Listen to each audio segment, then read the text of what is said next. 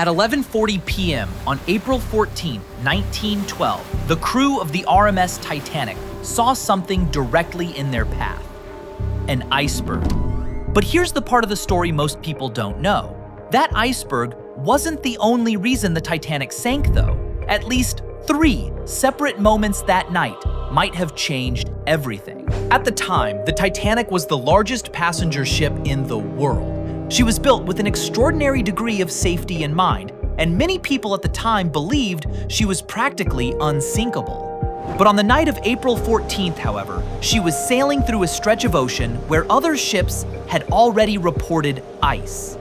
And that's where this story really begins, because the first mistake wasn't made when the iceberg was spotted. It really happened hours earlier. Throughout the day, the Titanic received several wireless warnings about ice in the North Atlantic, at least 6 of them from different ships as well. So why didn't the crew simply slow down or stop? That question is where hindsight becomes dangerous. It's tempting to look back and say, look, they knew there was ice, so they should have stopped. But that's not how ships operated in 1912. There was no radar, no GPS, no satellite imagery. Ice warnings were fairly common in this part of the Atlantic in April, and captains regularly sailed through reported ice fields at reduced speed, figuring it was safe enough. The Titanic's captain wasn't reckless by the standards of the time. He was simply doing what nearly every captain on that route did.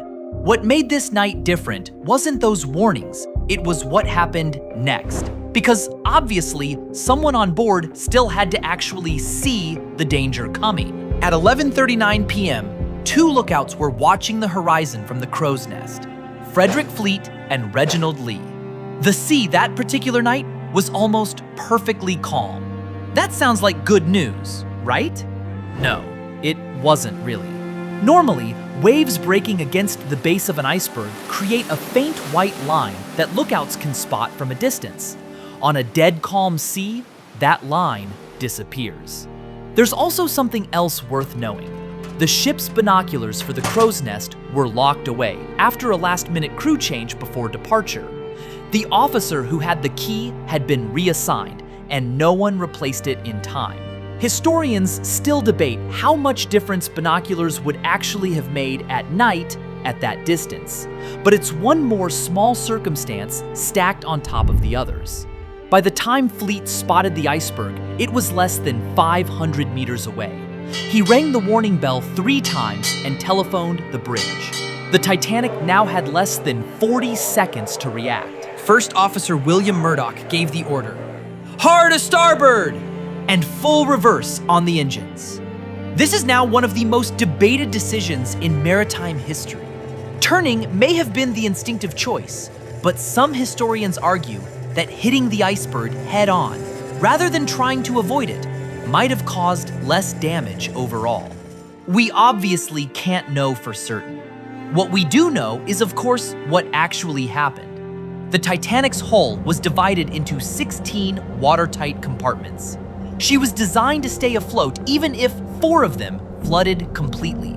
The iceberg didn't puncture one large hole. It scraped along the starboard side. That's the right side, by the way, for anyone wondering, opening a series of narrow gashes across 6 compartments, which was more than her design could survive, unfortunately.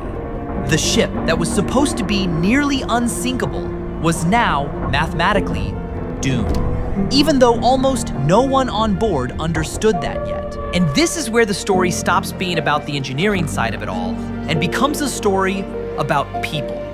There were over 2,200 people on board, but the lifeboats only had room for close to 1,180. That wasn't an oversight exactly. It was based on outdated safety regulations that calculated lifeboat numbers from a ship's weight, not its number of passengers. By those rules, the Titanic actually carried more boats than legally required.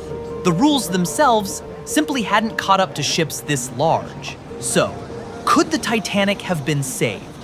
The honest answer is, we don't know for certain. Slowing down might have helped. Spotting the iceberg sooner might have helped. But once those 6 compartments were open to the sea, the outcome may already have been decided. What makes the Titanic story so unsettling isn't one catastrophic decision. It's that dozens of small, individually reasonable choices, a warning here, a locked cabinet there, an outdated regulation nobody questioned, lined up on a single night. And once that chain had started, there was almost nothing left that could stop it.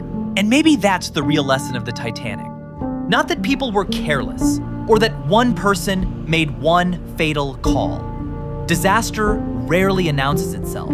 It arrives quietly, one reasonable decision at a time. And by the time anyone notices the pattern, the chain is already unbreakable. Now, if you like videos like this one, consider subscribing. It really helps me out a lot and allows me to continue making videos about these sorts of topics. See you guys in the next one.